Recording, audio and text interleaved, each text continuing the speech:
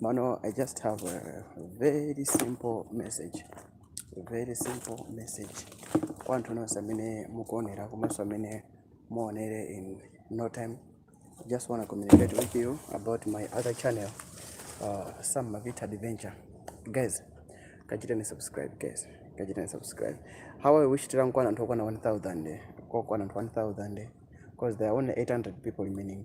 Don't count on 1,000 then everything will be just so smooth. Kuti notiambe maprogramu amene ufuna kuti tiambe kukonzesera. So guys, please subscribe to some Malvitha Adventure, and everything will be just as fine as never before. So kwanonse amene mukuganiza kuti mukhoza kachita subscribe kwa ina amene simunachitebe subscribe, guys please, it's some Malvitha Adventure.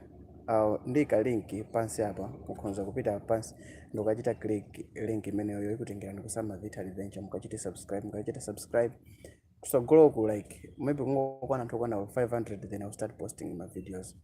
Or ndikuganiza kuti ndiyambe kupanga ma video atali ndicho linga choko ndizagawa 1 and 2 and 2 ndizikaponya kumene kwa else 1 ndizikaiponya kumene ko 2 ndizikaponya pa main TV channel. So yeah, teni sakuponye ni zabwino sakuponye ni mupite mukapange subscribe ku some Malvitha Adventure.